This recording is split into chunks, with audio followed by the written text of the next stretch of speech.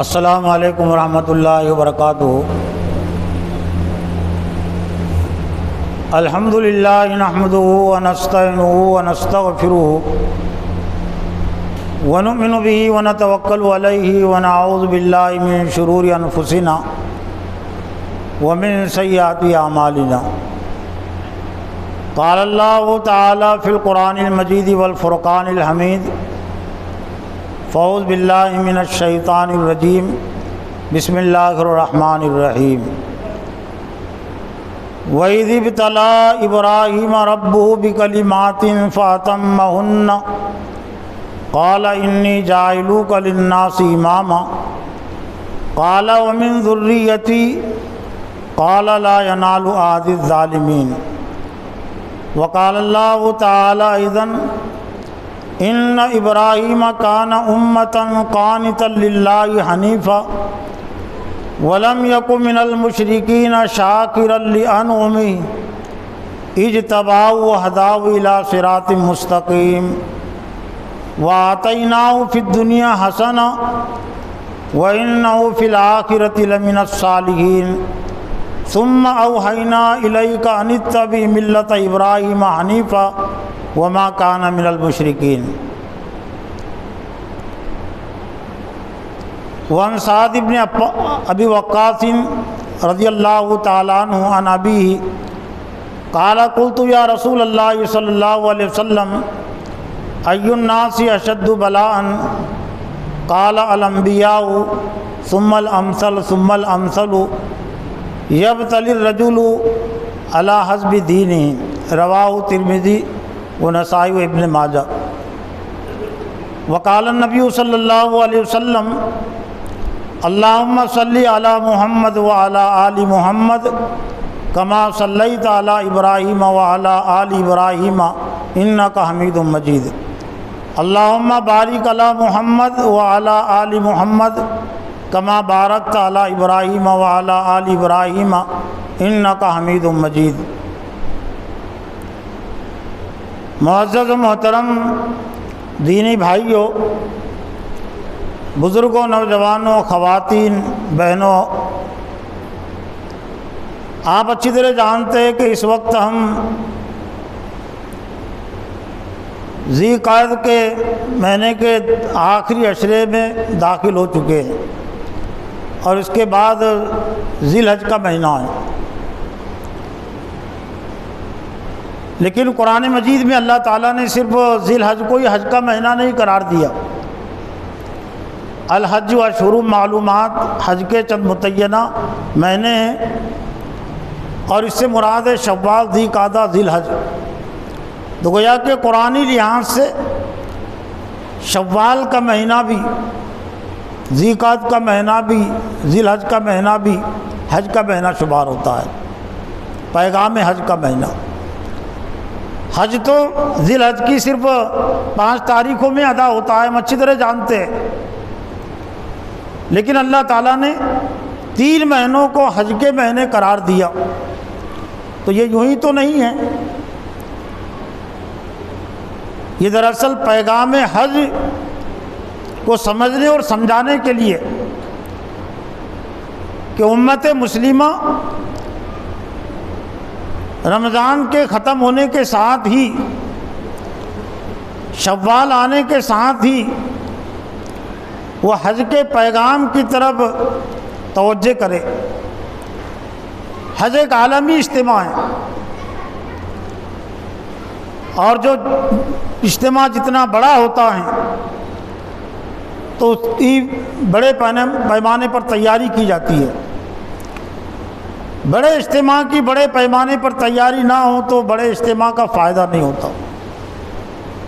دنیا میں جو مختلف جماعتیں ہیں، تحریکات ہیں، وہ اس کو اچھی طرح سمجھتی ہے۔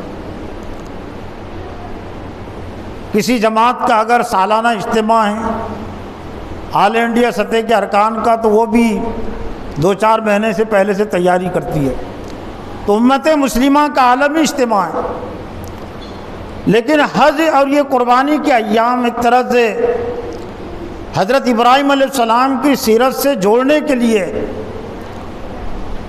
تو حج اور قربانی کی مناسبت سے ہم سیرت ابراہیم علیہ السلام کو نظر انداز نہیں کر سکتے، اور اگر حج سے اور قربانی سے حضرت ابراہیم علیہ السلام کی زندگی کو اگر الگ کر دیا جائے تو کچھ حاصل نہیں ہو سکتا۔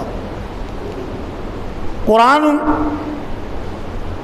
کے نقطہ نظر سے اور قرآن کے رہنمائی اور روشنی سے بات واضح ہوتی ہے کہ حج اس لیے فرض ہوا اور قربانی اس لیے واجب ہوئی کہ امت مسلمہ حضرت ابراہیم علیہ السلام، حضرت اسماعیل علیہ السلام، حضرت حاجرہ علیہ السلام کی قربانیوں کو یاد کرے اور ان قربانیوں کے کچھ نہ کچھ جذبات اپنے اندر پیدا کرے۔ تو بڑی کوتاہی کی بات ہوگی، بے توجہی کی بات ہوگی کہ ہم حج اور قربانی کے ایام سے گزر جائے لیکن سیرت ابراہیم علیہ السلام کے پیغام سے نہ گزرے۔ لوگ میدان عرفات کی زیارت بھی کر لے، میدان مینا کی زیارت کر لے، صفا اور مروہ کی صحیح کر لے، لیکن سیرت ابراہیم کی زیارت نہ کرے تو میدان عرفات کی زیارت سے بہت زیادہ فائدہ ہونے والا نہیں ہے۔ یہ میدان عرفات کی زیارت، میدان مینا کی زیارت اور یہ طواف، یہ سب کے سب حضرت ابراہیم علیہ السلام کی سیرت کے پیغام سے جوڑنے کے لیے تو وسیع تر عنوان اور موضوع ہے، لیکن آج کے جمعہ کے خطبے میں حضرت ابراہیم علیہ السلام کی سیرت کے پیغام کے عنوان سے کچھ باتیں خود میری اپنی تذکیر توجہ کے لیے، آپ کی تذکیر توجہ کے لیے پیش کرنی ہے۔ اور حضرت ابراہیم علیہ السلام کی زندگی کو سمجھنے کا جو اصل پیمانہ ہے، اصل سرچشمہ ہے، وہ صرف تاریخ کی کتابیں نہیں ہیں، وہ اللہ کا کلام قرآن مجید۔ قرآن مجید کو پڑھنے والے، سمجھنے والے اچھی طرح جانتے ہیں کہ جتنے انبیاء علیہ السلام کا تذکرہ قرآن مجید میں ہے تو سب سے زیادہ تذکرہ زندگی کے مختلف گوشے جس نبی کے بیان ہوئے ہیں وہ حضرت ابراہیم علیہ السلام کی زندگی ہے، اور اس لیے حضرت ابراہیم علیہ السلام کی زندگی کے مختلف پہلو، مختلف گوشے بیان ہوئے ہیں کہ قرآن مجید کے جو اولین مخاطب تھے مشرکین مکہ، وہ بھی حضرت ابراہیم علیہ السلام کے نام سے آشنا تھے، تو ان کے کام سے آشنا کرنے کے لیے نام سے واقف تھے لیکن کاموں سے نا واقف تھے، اور اگر صرف کاموں سے نا واقف رہتے تو کوئی زیادہ نقصان کی بات نہیں تھی۔ اصل کاموں پر انہوں نے پردہ ڈال دیا تھا۔ حضرت ابراہیم علیہ السلام کی جو اصل سیرت تھی، اصل سیرت کو مشرکین مکہ نے دبا دیا تھا، چھپا دیا تھا، یہود و نصارہ نے بھی چھپا دیا تھا، اور حضرت ابراہیم علیہ السلام کی سیرت کے نام پر شرک داخل کر لیا تھا۔ خود خانہ کعبہ جو توحید کا مرکز ہے اور جس کی بنیاد میں، جس کی تعمیر میں حضرت ابراہیم علیہ السلام کی قربانی لگی تھی، ایک جذبہ لگا تھا، تو اس توحید کے مرکز کو بھی مشرکین مکہ نے شرک کا مرکز بنا دیا تھا۔ تو چونکہ حضرت ابراہیم علیہ السلام کی سیرت کے حوالے سے دو اہم ضرورتیں تھیں، ایک تو حضرت ابراہیم علیہ السلام کے متعلق جو غلط فہمیاں، غلط باتیں لوگوں میں آ گئی تھی، ان کے ذہن اور دماغوں کا حصہ بن گئی تھی، تو ان باتوں کو ڈیلیٹ کرنا، تزکیہ کرنا، تزکیہ اسی کا نام ہے، انگریزی میں ڈیلیٹ کہتے ہیں اس کو، صفائی، اور یہ دین میں بہت اہم چیز ہے۔ آج بھی دنیا کے لوگوں کی گمراہی کا، مسلمانوں کی گمراہی کا ایک بڑا سبب وہ دینی شخصیات کے نام پر غلط باتوں کا آ جانا ہے۔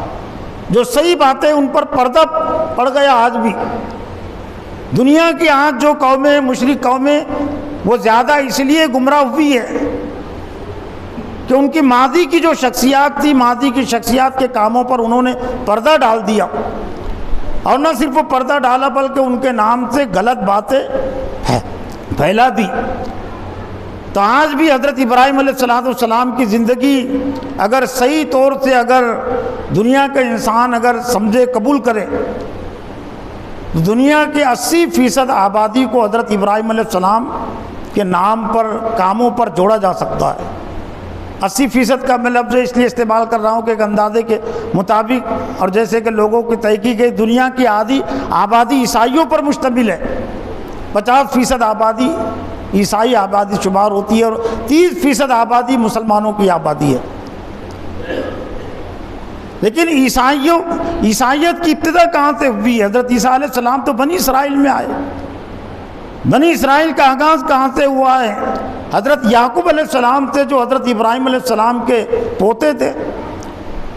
تو دادا کو کیسے نظر انداز کر سکتے؟ پوتے سے بڑا تو باپ ہوتا ہے، باپ سے بڑا دادا ہوتا ہے۔ تو بنی اسرائیل حضرت ابراہیم علیہ السلام کو کیسے نظر انداز کر سکتے ہیں؟ عیسائی اور یہودی کیسے نظر انداز کر سکتے جیسے انہوں نے نظر انداز کر دیا؟ تو آج بھی اگر حضرت ابراہیم علیہ السلام کی زندگی کے پیغام کو اگر دنیا کا انسان سمجھنے کی کوشش کرے، عیسائی سمجھنے کی کوشش کرے، یہودی سمجھنے کی کوشش کرے، تو 80% آبادی حضرت ابراہیم علیہ السلام کے نام پر جمع ہو سکتی ہے۔ لیکن افسوس کی بات یہ ہے کہ یہود اور نصارہ کو تو چھوڑیے، وہ تو اللہ تعالیٰ نے آج سے 1400 سال پہلے ان کو قرآن مجید میں غیر المغضوب علیہم ولا الضالین قرار دے دیا۔ انہوں نے اپنا رشتہ اور تعلق توڑ لیا آج سے ہزاروں سال پہلے ہی۔ لیکن امت مسلمہ جس کا ہم حصہ ہے، تو خود امت مسلمہ نے حضرت ابراہیم علیہ السلام کی زندگی کو کتنا سمجھنے کی کوشش کی۔ دراصل یہ ہے اصل جائزے کا اور تربیت کا عنوان اور موضوع، حضرت ابراہیم علیہ السلام کی زندگی کا پیغام، سیرت کا پیغام۔ سوانح الگ چیز ہوتی ہے کہ کون پیدا کہاں ہوا، کیسے، کیا، کہاں رہا، کیا کھاتا تھا، کیا پیتا تھا۔ قرآن مجید میں انبیاء علیہ السلام کی جو زندگیاں ہیں وہ سوانح حیات کے طور پر نہیں پیش کی گئی، وہ پیغام کے طور پر پیش ہوئی ہے، وہ ہدایت کے لیے اللہ تعالیٰ نے ان کو بیان کیا ہے۔ اس لیے کسی نبی کی تاریخ پیدائش کا تذکرہ قرآن مجید میں نہیں ہے، نہ تاریخ پیدائش کا تذکرہ ہے، نہ تاریخ وفات کا تذکرہ ہے۔ یہ تو بہت سارے لوگوں نے تحقیق کر کے کوشش کر کے سمجھنے کی کوشش کی ہے مختلف ذرائع سے کہ فلاں سال فلاں مہینے میں فلاں تاریخ میں ان کی پیدائش ہوئے، جبکہ ان کو بہت کوششیں کرنی پڑی، اس لیے کہ اللہ کے نزدیک، اسلام کے نزدیک یہ کوئی چیز معنی نہیں رکھتی تاریخ پیدائش اور تاریخ وفات۔ اصل جو چیز معنی رکھتی ہے اسلام میں کہ انبیاء علیہ السلام نے جو پیغام لایا وہ پیغام کیا تھا۔ تو حضرت ابراہیم علیہ السلام کی سیرت اور زندگی کے حوالے سے بھی یہی چیز ہے۔ تو چونکہ حضرت ابراہیم علیہ السلام کی زندگی تقریباً 100 سال پر پھیلی ہوئی ہے، اور آپ کی زندگی کا ایک سال ہی ایسا ہے کہ ایک خطبہ بھی اس پر ناکافی ہے، تو گویا کہ 100 خطبے بھی ناکافی ہوں گے۔ لیکن سوچنے سے سمجھنے کے لیے، عمل کے لیے چند باتیں بھی کافی ہو سکتی ہے، جن کے اندر کچھ جذبہ ہے کام کرنے کا، تو ان کے لیے تو کچھ باتیں بھی کافی ہو جاتی ہے۔ لیکن جن کے اندر جذبہ نہیں ہے، حضرت ابراہیم علیہ السلام کی زندگی کے پیغام سے جڑنے کا جذبہ نہیں ہے، تو پھر زندگی بھر بھی حضرت ابراہیم علیہ السلام کی زندگی اگر وہ پڑھتے رہے، سنتے رہے، بیان کرتے رہے، تو اس سے کیا فائدہ ہونے والا ہے۔ حضرت ابراہیم علیہ السلام کی زندگی کو اللہ تعالیٰ نے جہاں سے بیان کیا ہے، گویا کہ حضرت ابراہیم علیہ السلام کی زندگی کا جو سب سے پہلا پیغام ہے جو امت مسلمہ کو ملتا ہے اور امت مسلمہ نے لینا چاہیے۔ میں نے آپ کے سامنے جو آیت پڑھی تھی وہ پہلے پارے کے 15ویں رکوع کی آیت ہے، سورہ بقرہ کے ایک آیت نمبر 124، وَإِذِ ابْتَلَىٰ إِبْرَاهِيمَ رَبُّهُ بِكَلِمَاتٍ فَأَتَمَّهُنَّ قَالَ إِنِّي جَاعِلُكَ لِلنَّاسِ إِمَامًا قَالَ وَمِن ذُرِّيَّتِي قَالَ لَا يَنَالُ عَهْدِ الظَّالِمِينَ۔ اور سیرت ابراہیم کی زندگی کا سب سے پہلا پیغام، سب سے پہلا سبق اس لحاظ سے ہے کہ قرآن کی ترتیب کے لحاظ سے حضرت ابراہیم علیہ السلام کا نام اسی آیت میں سب سے پہلے آیا ہے۔ اس سے پہلے جو پہلے پارے کے یا سورہ بقرہ کے جو 14 رکوع گزرے ہیں، کہیں پر بھی حضرت ابراہیم علیہ السلام کا نام نہیں ہے۔ گویا کہ قرآن کی ترتیب کے لحاظ سے حضرت ابراہیم علیہ السلام کا جو تذکرہ اللہ تعالیٰ نے امت مسلمہ کے سامنے پیش کیا ہے۔ حالانکہ سورہ بقرہ یہ مدنی صورت ہے، مکی صورتیں نازل ہو چکی تھی دور مکی میں، اور ان بہت ساری صورتوں میں حضرت ابراہیم علیہ السلام کی زندگی کے مختلف پہلو بیان ہو چکے تھے مشرکین مکہ کے سامنے بھی، اور خاص طور سے کہ وما کان من المشرکین، وہ شرک کرنے والوں میں سے نہیں تھے۔ یہود و نصارہ اپنا تعلق اور رشتہ جوڑتے تھے۔ یہودی کہتے تھے کہ حضرت ابراہیم علیہ السلام یہودی تھے، عیسائی کہتے تھے حضرت ابراہیم علیہ السلام عیسائی تھے، نصرانی تھے۔ تو اللہ نے فرمایا کہ ما کان ابراہیم یہودیا ولا نصرانیا ولکن کان حنیفا مسلما۔ ابراہیم علیہ السلام نہ یہودی تھے نہ نصرانی تھے، ولکن کان حنیفا مسلما، لیکن وہ سچے مسلم تھے۔ حنیف کہتے اللہ تعالیٰ کی طرف یکسو ہونے والا، اللہ کی طرف متوجہ رہنے والا، وہ مسلم اور فرما بردار تھے۔ تو یہ حضرت ابراہیم علیہ السلام کا تذکرہ قرآن مجید کی ترتیب میں سب سے اول نمبر پر اس آیت کو اللہ تعالیٰ نے جو لایا ہے تو یوں ہی نہیں لایا ہے۔ وَإِذِ ابْتَلَىٰ إِبْرَاهِيمَ رَبُّهُ بِكَلِمَاتٍ فَأَتَمَّهُنَّ قَالَ إِنِّي جَاعِلُكَ لِلنَّاسِ۔ آزمائش کے بغیر حضرت ابراہیم علیہ السلام کی زندگی نامکمل ہے۔ آزمائش کے بغیر حضرت ابراہیم علیہ السلام کی زندگی کو سمجھنا ناممکن ہے۔ اور کیسے سمجھ سکتے جب اللہ تعالیٰ نے ان کی زندگی کا تعارف یہ پیش کیا کہ اللہ نے حضرت ابراہیم علیہ السلام، اس کے رب نے یعنی ابراہیم علیہ السلام کے رب نے چند باتوں میں آزمایا، امتحان لیا۔ فَأَتَمَّهُنَّ، حضرت ابراہیم علیہ السلام نے انہیں پورا کر دکھایا۔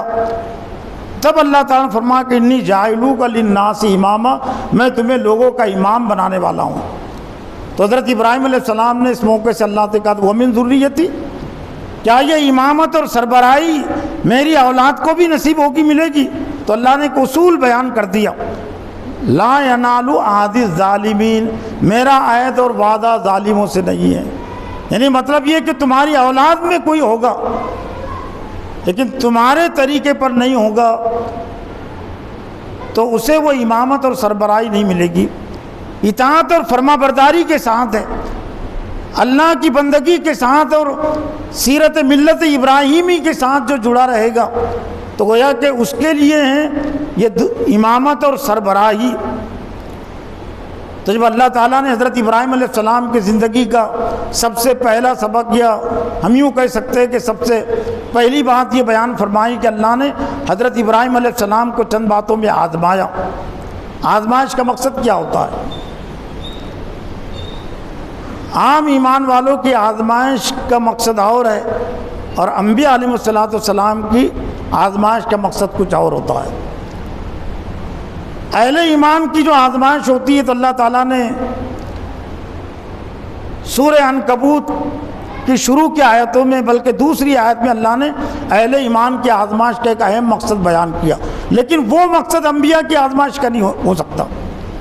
احسب الناس ان یترکوا ان یقولوا آمنا وهم لا یفتنون ولقد فتنا الذین من قبلهم فلیعلمن اللہ الذین صدقوا ولیعلمن الکاذبین۔ یہ عام مومنین کی آزمائش کا ایک پہلا مقصد ہے۔ کیا لوگوں نے سمجھ لیا کہ ان کو اس بنیاد پر چھوڑ دیا جائے گا کہ وہ کہتے کہ ہم آمنا، ہم ایمان لے آئے؟ اگر انہیں سمجھ لیا ہے کہ ایمان لانے کے بعد ان کو چھوڑ دیا جائے گا، آزمایا نہیں جائے گا، تو ان کی غلط فہمی ہے، وہ غلط سمجھتے ہیں۔ صحیح سمجھ یہ ہے کہ وَلَقَدْ فَتَنَّا الَّذِينَ مِن قَبْلِهِمْ، ہم نے ان سے پہلے لوگوں کو بھی آزمایا۔ آزمائش کا مقصد وَلَيَعْلَمَنَّ اللَّهُ الَّذِينَ صَدَقُوا، تاکہ اللہ پر یہ بات واضح ہو جائے، علم میں تو ہے اللہ کے کہ کون آزمائش میں ثابت قدم رہنے والا ہے اور کون ایمان کو چھوڑنے والا ہے، لیکن ظاہر ہو جائے عام ایمان والوں پر بھی عام انسانوں پر بھی واضح ہو جائے، کرامن کاتبین پر بھی واضح ہو جائے، وہ تو اللہ کے علم میں ہے، لیکن کرامن کاتبین بھی لکھ لے، فرشتوں کو نہیں معلوم۔ فرشتوں کو اتنا علم ہوتا ہے جب انسان کرتا ہے جو اللہ دیتا ہے۔ فَلَيَعْلَمَنَّ اللَّهُ الَّذِينَ صَدَقُوا، تاکہ یہ بات ظاہر ہو جائے، واضح ہو جائے کہ ایمان میں سچے کتنے اور ایمان میں جھوٹے کتنے ہیں۔ تو ظاہر بات ہے انبیاء کی آزمائش کا ایک مقصد تو نہیں ہو سکتا۔ اللہ نے انبیاء، نبی تو اسی کو بنایا جس کے ایمان پر اللہ تعالیٰ کو پورا اطمینان ہے۔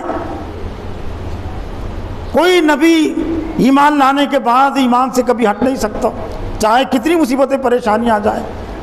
انبیاء علیہ السلام جن کو اللہ تعالیٰ نے نبی اور رسول بنایا، وہ ایمان سے پہلے بھی معاشرے کی تمام برائیوں سے دور تھے، تمام خرابیوں سے دور تھے۔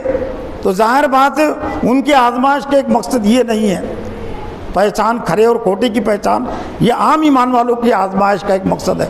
انبیاء کے ایمان کا ایک اہم مقصد ان کے مقام کو بلند کرنا، بلندی عطا کرنا، اور دوسرا مقصد آزمائش کیا؟ انبیاء علیہ السلام پر ایمان لانے والے دین اور ایمان کی بنیاد پر آنے والی آزمائشوں کو، تکلیفوں کو اپنے لیے زحمت نہ سمجھے۔ جس طرح سے انبیاء علیہ السلام نے اپنے لیے آزمائشوں کو زحمت نہیں سمجھا، آزمائشوں سے گھبرائے نہیں، آزمائشوں سے ناراض نہیں ہوئے، تو انبیاء علیہ السلام کے متبعین، ان کی اتباع اور پیروی کرنے والے بھی آزمائشوں کا سامنا کرے، آزمائشوں کو قبول کرے، آزمائشوں سے گھبرائے نہیں، اور اگر وہ ثابت قدم رہیں گے تو ایک تو ان کے ایمان کی جانچ بھی ہو جائیں گی، اللہ کے نزدیک وہ سچے مومن قرار پائیں گے۔ اور جس طرح سے اللہ تعالیٰ نے آزمائشوں کے بعد، آزمائشوں کے انبیاء علیہ السلام کے مقام اور مرتبے کو بلند کیا، تو ان مع العسر یسرا فإن مع العسر یسرا کے تحت جو بھی مومن آزمائشوں میں ثابت قدم رہتا ہے تو اللہ تعالیٰ پھر اس کو ایمان، اس کو انعام دیتا ہے آزمائش کا۔ اس دنیا میں بھی اللہ تعالیٰ اس کو انعام دیتا ہے، لیکن دنیا کا انعام چھوٹا ہوتا ہے، آخرت کا انعام ہے دراصل دائمی ایمان انعام۔ تب حضرت ابراہیم علیہ السلام کی زندگی، حضرت ابراہیم علیہ السلام کی زندگی کا پیغام، سیرت کا پیغام، اب گویا کہ ہم سے تقاضا اور مطالبہ کیا ہے کہ جس طرح سے اللہ تعالیٰ نے حضرت ابراہیم علیہ السلام کا امتحان لیا، وہ ذہنی لحاظ سے تیار تھے، تو ہر ایمان والے کو، ہر ابراہیمی کو آزمائشوں کے لیے ذہنی لحاظ سے تیار رہنا چاہیے، آزمائشوں سے اس کو ڈرنا نہیں چاہیے، آزمائشوں سے گھبرانا نہیں چاہیے۔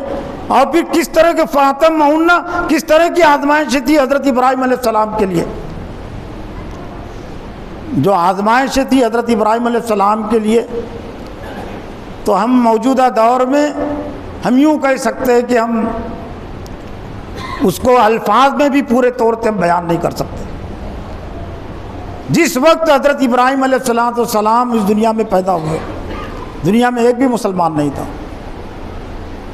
بڑی آزمائش تھی نا۔ اسلام کا کام کرنا ہے، اللہ کی بندگی کا کام کرنا ہے، لیکن جب آپ پیدا ہوتے ہیں تو اس وقت دنیا میں کوئی مسلمان نہیں، اور دنیا میں مسلمان نہیں ہے تو کوئی زیادہ تعجب کی چیز نہیں۔ جس گھر میں پیدا ہوئے، جس باپ کی اولاد بنے، وہ گھر بھی جو تو شرک میں مبتلا، شرک کا مرکز بنا ہوا۔ آزر جو آپ کے باپ تھے وہ صرف مشرک نہیں تھے، مشرک تھے لیکن بت فروش بھی تھے، اور حکومت کی طرف سے وزیر بھی تھے، عام باپ نہیں تھے۔ تو گویا کہ باپ کی ناراضی کا مطلب ہے اقتدار کی ناراضی مول لینا۔ تو باپ بھی تھے لیکن باپ بھی ایسے ویسے نہیں، حکومت میں وزیر، اور وزیر بھی مذہبی امور کے وزیر، جو مذہب تک قوم کا، مورتیوں کو بڑھاوا دینا، چاند و سورج کی پوجا پرستش سے لوگوں کو جوڑنا، یہ مورتیوں کی پوجا پرستش سے جوڑنا۔ ایسے گھر میں اللہ تعالیٰ نے حضرت ابراہیم علیہ السلام کو پیدا کیا۔ لیکن آپ کے قدم نہیں ڈگمگائے، ایک دن کے لیے بھی آپ مروب نہیں ہوئے۔ جیسے ہی آپ نے ہوش سنبھالا تو اپنے اوپر انہوں نے یہ بات واضح کر دی، اللہ تعالیٰ نے ان پر یہ بات واضح کر دی کہ باپ کا دین صحیح نہیں ہے، عقیدہ صحیح نہیں ہے، تو انہوں نے باپ کو بھی دعوت دی۔ سورہ مریم میں وَاذْكُرْ فِي الْكِتَابِ إِبْرَاهِيمَ إِنَّهُ كَانَ صِدِّيقًا نَبِيًّا إِذْ قَالَ لِأَبِيهِ يَا أَبَتِ لِمَ تَعْبُدُ مَا لَا يَسْمَعُ وَلَا يُبْصِرُ وَلَا يُغْنِي عَنكَ شَيْئًا يَا أَبَتِ إِنِّي قَدْ جَاءَنِي مِنَ الْعِلْمِ مَا لَمْ يَأْتِكَ فَاتَّبِعْنِي أَهْدِكَ صِرَاطًا سَوِيًّا يَا أَبَتِ لَا تَعْبُدِ الشَّيْطَانَ إِنَّ الشَّيْطَانَ كَانَ لِلرَّحْمَنِ عَصِيًّا يَا أَبَتِ إِنِّي أَخَافُ أَن يَمَسَّكَ عَذَابٌ مِنَ الرَّحْمَنِ فَتَكُونَ لِلشَّيْطَانِ وَلِيًّا۔ بہت ہی جامع دعوت۔ اے میرے ابا، آپ اس کی عبادت کیوں کرتے ہیں؟ لِمَ تَعْبُدُ مَا لَا يَسْمَعُ، جو نہ سنتا ہے نہ دیکھتا ہے۔ میں نے ممبر پر کھڑے ہو کر کہہ دیا، آپ نے سن لیا، لیکن بات اتنی آسان نہیں تھی۔ منظر کو سامنے رکھیے، یہ ابراہیم نام کا بھی ایک ابھی عنقریب ہوش سنبھالا ہوا بچہ ہے، ابھی نوجوانی کی عمر کو نہیں پہنچا، ابھی صرف وہ ہوش اس کے اندر پیدا ہوا ہے، اور وہ اپنے باپ سے کہتا ہے کہ اے میرے ابا۔ اور کون باپ جو وقت کے اقتدار میں شریک ہے اور مذہبی امور کا وزیر ہے، اس کو ابراہیم اپنا بیٹا کہتا ہے کہ آپ اس کی عبادت اور بندگی کیوں کرتے ہیں جو نہ سنتا ہے نہ دیکھتا ہے، ولا یغنی عنک شیئا، اور کوئی فائدہ آپ کوئی مورتیاں نہیں پہنچاتی۔ تو ہم کو نصیحت لینا چاہیے، حضرت ابراہیم علیہ السلام کی صورت سے ہوش سنبھالنے والے بچوں کو نصیحت لینا چاہیے، نوجوانوں کو لینا چاہیے، یا کم از کم جو ادھیڑ عمروں کے ہو گئے ان کو نصیحت دینا چاہیے، معاشرے کی اصلاح سے متعلق، باپ دادا کی اندھی تکلیف سے متعلق، باپ دادا کے جو جاہلانہ طریقے شادیوں کے حوالے سے، عقائد کے حوالے سے، سیاست کے حوالے سے چلے آ رہے ہیں، باپ بھی اس میں مبتلا ہیں، بھائی اس میں مبتلا ہیں، چچا اس میں مبتلا ہیں، خاندان اس میں مبتلا ہیں، لیکن دلیل کیا ہے؟ باپ کو اور بھائیوں کو، خاندان کو دعوت نہیں دینے کی، صحیح بات نہیں کہنے کی دلیل کیا ہے نوجوانوں کے پاس؟ بڑوں کو کیا کہے؟ بڑوں کو کیسے کہہ سکتے ہیں؟ باپ کو ہم کیسے کہہ سکتے ہیں؟ چچا کو کیسے کہہ سکتے ہیں؟ دادا کو اور پھر خاندان کو کیسے کہہ سکتے ہیں؟ اور پھر حکومت کو تو کہہ نہیں سکتے۔ پھر اللہ تعالیٰ نے، کہ اللہ تعالیٰ کو مسئلہ معلوم نہیں کہ جس کی طاقت اور قوت نوجوانوں میں نہیں ہے، بچوں میں نہیں ہے، میں نے اس کی اتباع اور پیروی ان کے لیے ضروری قرار دے دی۔ قد کانت لکم اسوۃ حسنۃ فی ابراہیم والذین معہ اذ قالوا لقومہم انا براء منکم مما تعبدون من دون اللہ کفرنا بکم وبدا بیننا وبینکم العداوۃ والبغضاء ابدا حتی تؤمنوا باللہ وحدہ، سورہ ممتحنہ کی آیت نمبر 4۔ قد کانت لکم اسوۃ حسنۃ فی ابراہیم، تمہارے لیے حضرت ابراہیم علیہ السلام کی زندگی میں بہترین نمونہ ہے، صرف نمونہ نہیں، اسوہ حسنہ۔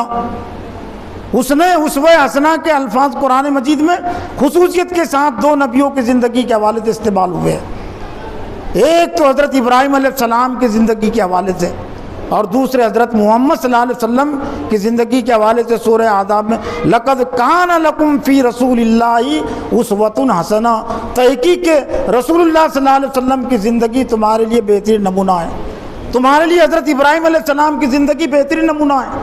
تو جن نوجوانوں کو کچھ دین کی توفیق ملی ہے، دین کا علم ملا ہے، جن بچوں نے ہوش سنبھالا ہے اور ان کو کچھ علم مل گیا ہے اساتذہ کے ذریعے سے، کسی اجتماع کے ذریعے سے، کسی کتاب کے ذریعے سے، باپ کو علم نہیں ہے، ماں کو علم نہیں ہے، خاندان کو علم نہیں ہے، تو خاموش نہ رہے، تماشائی کی حیثیت نہ رہے۔ دوسری آیت میں یا ابتی انی قد جاءنی من العلم ما لم یاتک فاتبعنی اہدک صراطا سویا، اے میرے ابا، میرے پاس وہ علم آیا ہے جو آپ کے پاس نہیں ہے، فاتبعنی، میری اتباع اور پیروی کیجئے۔ ایک ہوش سنبھالنے والا بیٹا اپنے باپ سے کہہ رہا ہے کہ آپ کے پاس وہ علم نہیں جو میرے پاس ہے، میری اتباع اور پیروی تمہیں کرنی چاہیے، آدھی کا صراط سویہ، میں تمہیں سیدھا راستہ دکھانے والا ہوں۔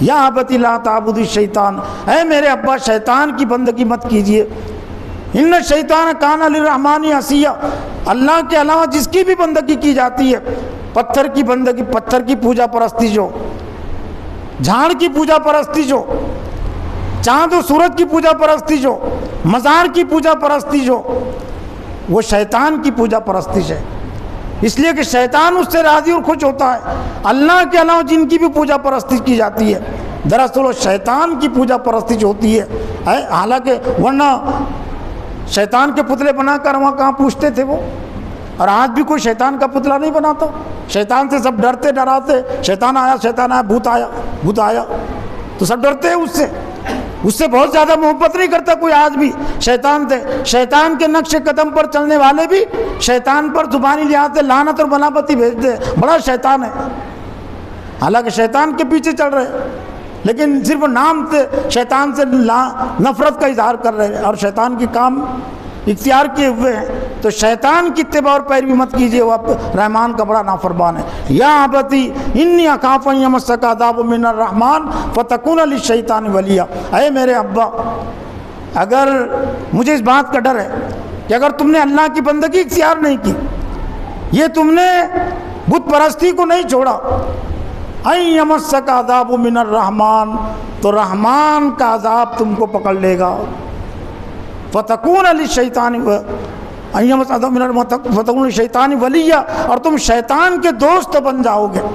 تو گویا کہ دعوت میں صرف خوشخبری نہیں ہے کہ تمہیں جنت ملے گی، ہاں ملے گی جنت بھی، لیکن وہ مشروط ہے ایمان اور اعمال صالحات کے ساتھ ہے جنت کی خوشخبری اور بشارت۔ لیکن جب تک کوئی ایمان قبول نہ کرے تو اس کے لیے تنبیہ ہے، اس کے لیے وعید ہے کہ اللہ کے غضب اور عذاب سے ڈرو اور بچو۔ لیکن باپ کتنا سخت دل تھا، اتنے دل نشین انداز میں بیٹے نے نصیحت کی، قال اراغب انت عن آلیتی یا ابراہیم لئن لم تنتہی لارجمنک واہجرنی ملیا، اے ابراہیم کیا تو میرے معبودوں سے اعراض کرتا ہے، منہ موڑتا ہے؟ لئن لم تنتہی، اگر تو باز نہیں آیا، یہ باتیں کہنے سے، یہ دعوت دینے سے تو باز نہیں آیا، تو ظاہر بات ہے جب نصیحتیں کر رہے ہوں گے حضرت ابراہیم علیہ السلام تو چہرے بشرے سے بھی واضح ہو رہا ہوگا نا کہ باپ کو پسند نہیں یہ باتیں۔ ایسا اچانک تھوڑی آدمی غصے میں آ جاتا ہے، غصے کا ایک پس منظر ہوتا ہے، لیکن آپ نے کوئی پرواہ نہیں کی کہ میری ان نصیحتوں کا باپ پر بہت برا اثر ہو رہا ہے اور باپ کو میری یہ نصیحتیں، میری دعوت پسند نہیں ہے، لیکن کوئی پرواہ نہیں کی حضرت ابراہیم علیہ السلام نے۔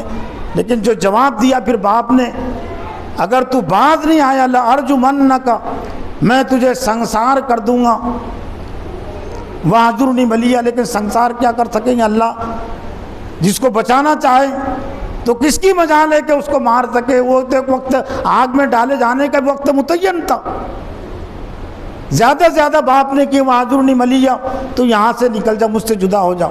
قال سلام علیک، حضرت ابراہیم علیہ السلام نے کوئی برا نہیں مانا، نہ مشتعل ہوئے، نہ غصے میں آئے، نہ بگڑے، تم پر سلامتی ہو، ساستغفر لک ربی انہ کان بی حفیہ۔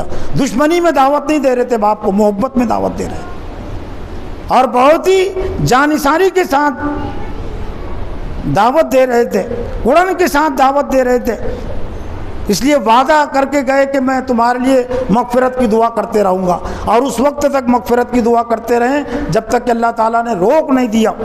لیکن پھر اللہ تعالیٰ نے منع کر دیا کہ تمہارا جو باپ ہے مشرک، وہ شرک کی حالت میں مرنے والا ہے، وہ ایمان قبول کرنے والا نہیں ہے۔ تو تبرأ منہ، تو ابراہیم علیہ السلام پھر بعد آ گئے، انہوں نے اپنے باپ کے لیے مغفرت کی دعا کرنا چھوڑ دیا، لیکن باپ نے گھر سے باہر نکال دیا۔ قوم میں کیا پناہ ملے گی؟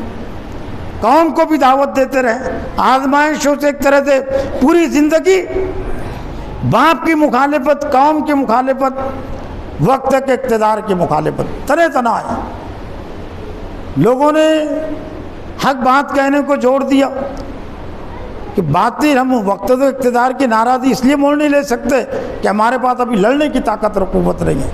قوم سے لڑنے کی طاقت اور قوت ہمارے پاس نہیں ہے، اس لیے قوم کی مخالفت کیسے مول لے سکتے ہیں؟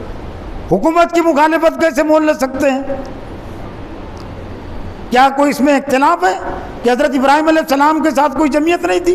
سب کا اس پر اتفاق ہے، تمام جماعتوں کا، تمام علماء کا، تمام تفسیروں کا. اکیلے تھے حضرت ابراہیم علیہ السلام، یہاں تک کہ جب انہوں نے ہجرت کی اور اللہ کے حکم سے، تو بہت بڑا گروہ ان کے ساتھ نہیں تھا، صرف ان کے بھتیجے یا بھانجے. حضرت کسی نے بھانجا لکھا، کسی نے بھتیجے لکھا. حضرت لوط علیہ السلام کوئی فرق نہیں پڑتا، رشتے کے قریب کے تھے. اور آپ کی بیوی سارہ تھی. 3 افراد پر مشتمل یہ قافلہ ہجرت کر کے جاتا ہے.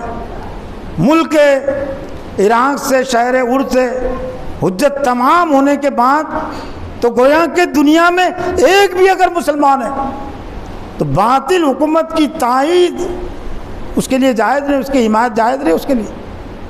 ورنہ اسماعیل ابراہیم کا انکار کرنا پڑے گا کہ ہم ابراہیم علیہ السلام کی اسوے کو، زندگی کو نہیں مانتے. نمرود سے بھی مکالمہ ہے قرآن مجید میں، سورہ بقرہ میں، جب وہ اتمام حجت کے طور پر، وہ بھی اللہ تعالیٰ کی اس میں سنت تھی. اللہ تعالیٰ کو قوم کو عذاب دینا تھا، لیکن اللہ تعالیٰ کے عذاب کی شرط ہے وَمَا كُنَّا مُعَذِّبِينَ حَتَّىٰ نَبْعَثَ رَسُولًا، ہم کسی قوم کو عذاب نہیں دیتے جب تک کہ رسول کو نہ بھیج دے. تو اکیلے بنیاد پر پوری قوم میں دعوت دینا، گروہ آپ کے ساتھ کچھ ایمان والے تیار ہو جاتے تو یہ مل کر وہ مل کر اتمام حجت کا فریضہ ادا ہوتا، لیکن اللہ کو معلوم تھا کہ یہ کام یہاں ہونے والا نہیں. تو اس لیے وہ جو بتوں کو توڑے جانے کا واقعہ ہے وہ بھی ایک دعوت ہی کا ایک اہم تقاضا تھا، اور اس وقت کی ایک اہم ضرورت بھی تھی. اور اللہ تعالیٰ کی حضرت ابراہیم علیہ السلام نے اپنی مرضی سے کوئی کام نہیں کیا، وہ صرف اللہ کی سنت تھی کہ ایک ہی واقعے میں تمام قوم اپنی بتوں کی بے بسی کو، کمزوری کو سمجھ لے، اور حضرت ابراہیم علیہ السلام جس چیز کی دعوت دے رہے ہیں اس دعوت سے واقف ہو جائے. اور پھر جو کچھ کسر رہ گئی تھی اتمام حجت میں تو پھر آگ میں آپ کو ڈال دیا گیا اس نتیجے میں. تو آگ میں ڈالے جانے کا بھی جو قرآن مجید میں جو تذکرہ ہے، قالوا ابنوا لہ بنیانا فالقوا فی الجحیم، اکیلے جلا دیتے تو وہ بھی ایک باغ میں ڈال. لیکن اللہ یہ دکھانا چاہتا پوری ایک دین متعین ہوا، ایک بڑی عمارت، وہ قالوا ابنوا بنیانا، ایک اونچی دیوار بناؤ اور نیچے آگ دہکاؤ، اور اس پہ حضرت ابراہیم علیہ السلام کو کھڑا کر کے یہاں پہنچا کر وہاں سے پھر ان کو ڈھکیلو تاکہ پوری قوم اپنی آنکھوں سے دیکھے. ان کا مقصد تو یہ تھا کہ اگر کوئی حضرت ابراہیم علیہ السلام کی دعوت سے اگر متاثر ہو رہا ہے یا قبول کرنے کے ارادہ ہے تو انجام کو دیکھے. لیکن وہ مکروا مکر اللہ واللہ خیر الماکرین، وہ تدبیر کر رہے تھے، چال چل رہے تھے حضرت ابراہیم علیہ السلام کو ہلاک کرنے کی، لیکن اپنی ہلاکت کا سودا کر رہے تھے، اپنی ہلاکت کا انتظام کر رہے تھے. اس لیے کہ اللہ کی سنت یہ ہے کہ جب تک کوئی قوم دعوت کوئی معجزہ نہ دیکھ لے اور اس کا انکار نہ کرے تو اللہ اس کو سزا نہیں دیتا. تو دعوت پہنچ چکی تھی، اب ایک طرح سے معجزہ بھی ظاہر ہو گیا کہ آگ میں جس کو انہوں نے ڈالا تھا وہ آگ نہیں جلا سکی. قلنا یا نار کونی بردا و سلاما علی ابراہیم.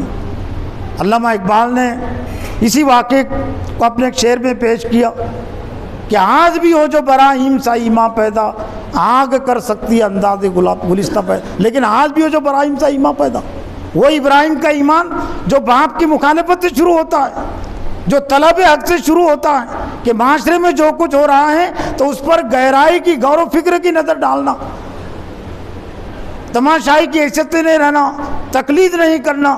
تو آج بھی آگ کر سکتی انداز گلستہ پیدا. 2 الفاظ استعمال ہوئے ہیں عرب وہ ملک عراق کے لیے، فجعلناہم الاسفلین فجعلناہم الاخسرین. وہ نجیناہ کے الفاظ ہے حضرت لوط علیہ السلام، حضرت ابراہیم علیہ السلام کے لیے. تو واضح اشارہ اس بات کی کہ پھر اللہ تعالیٰ نے اس قوم پر عذاب نازل کر دیا اور ہم نے نجات دی حضرت لوط علیہ السلام کو اور ابراہیم علیہ السلام کو ایسی زمین کی طرف جہاں اللہ نے برکت رکھی ہے. لیکن مخالف قوم ہلاک ہو گئی، لیکن آزمائشیں نہیں ختم ہوئی نا.